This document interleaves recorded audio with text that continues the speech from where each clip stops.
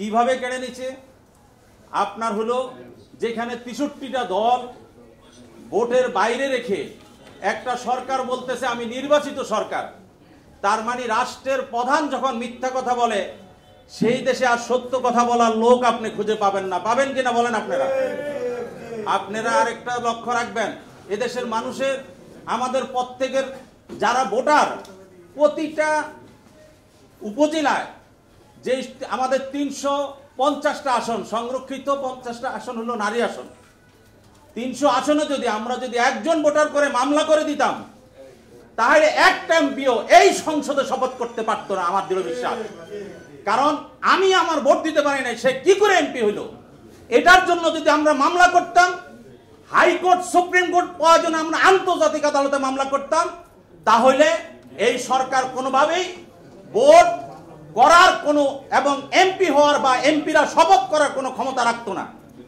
আমরা তারেক রহমানের নেতৃত্বে অনেকেই বলে আমরা ব্যর্থ হয়েছি, আমরা কোনো ব্যর্থ হই নাই। কারণ আমাদের ৯৫% লোকে, আমার জানা মতে পরিষ্কার ৯৫% লোক আমাদের এই আন্দোলনের সাথে একাত্মতা প্রকাশ করেছে এবং তারা কেউ ভোট কেন্দ্রে যায় নাই।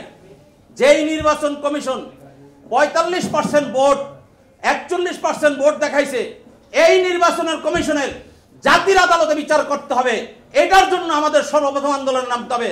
কারণ এই মিথ্যা নির্বাচন কমিশন জনগণের ট্যাক্সের টাকা নিয়ে সে যেইভাবে মিথ্যাচার করে যাচ্ছে, তাকে অবশ্যই বিচারক আদালতে হাজির করতে হবে। আমাদের প্রত্যেকের উচিত একটা একটা করে মামলা ঢুকানো এই নির্বাচন কমিশনের বিরুদ্ধে। আমরা যদি ঐক্যবদ্ধভাবে এইভাবে প্রত্যেক জেলা ভিত্তিক, প্রত্যেক থানা ভিত্তিক, প্রতিটা ইউনিয়ন ভিত্তিক একজন করে ভোটার দাঁড়িয়ে যায় এবং এদের বিরুদ্ধে মামলার জন্য প্রস্তুতি নেই, তাহলে মনে রাখবেন এরা কখনো এই জায়গা থেকে এরা পালাবার রাস্তা খুঁজে পাবে না। আমাদের মারামারি করতে হবে না, আমাদের আক্রমণ করতে হবে না, আমাদের সন্ত্রাসী কায়দায় যেতে হবে না। তারেক রহমান বলেছেন আমরা শান্তিপূর্ণ আন্দোলন করব।